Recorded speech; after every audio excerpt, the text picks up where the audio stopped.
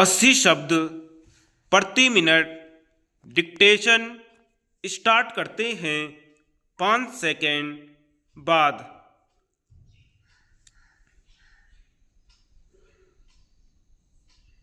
यह हमारा दृढ़ संकल्प है, इसमें संदेह नहीं किया जा सकता। इन योजनाओं के पूरा होने के संबंध में जो प्रयास अब तक किया गया है उससे भी हमें असंतुष्ट नहीं होना चाहिए। फिर भी जो कुछ अब तक किया जा सका है, यदि वह बहुत चमत्कारी नहीं दिखता तो उसका कारण यह है कि अभी निर्माण कार्य जारी है और समाप्त नहीं हुआ है। राष्ट्र के निर्माण के समय की आवश्यकता होती है।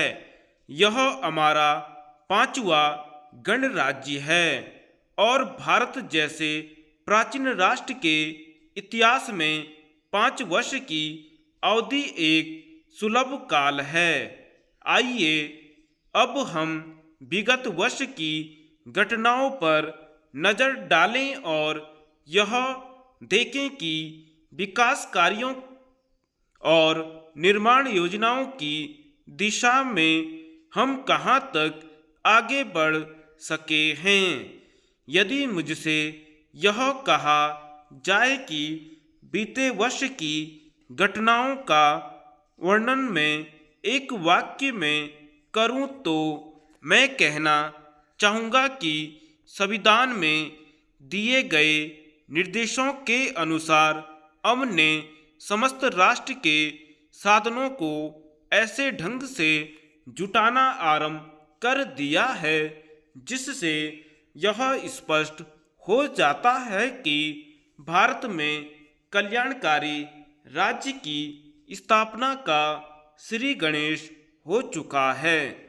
पिछले वर्षों में हमने जो संकल्प और दावे किए थे अब वही मूर्तिमान होने लगे हैं।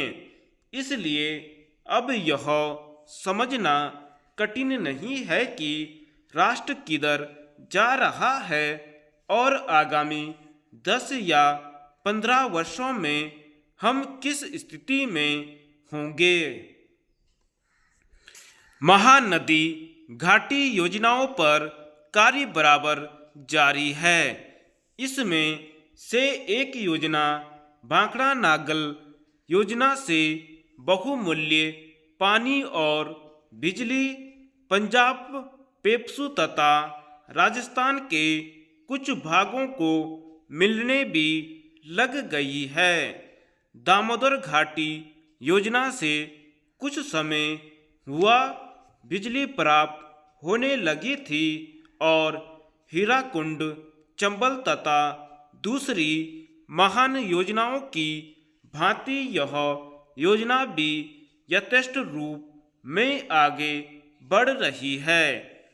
भाखड़ा नागल योजना का प्रथम चरण समाप्त होने से अब यह स्पष्ट होता जा रहा है कि पूरा होने पर इन महान योजनाओं के द्वारा देश में कितने महत्वपूर्ण परिवर्तन हो जाएंगे।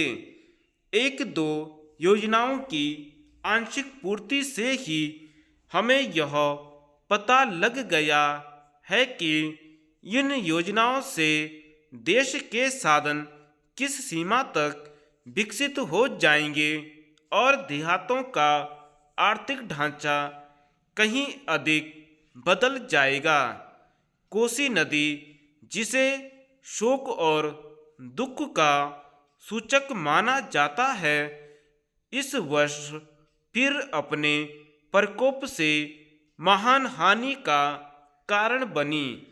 अब इस नदी पर काबू पाना और उसकी उपद्रवी लीला समाप्त करने के लिए भी योजना तैयार की गई है। धन्यवाद।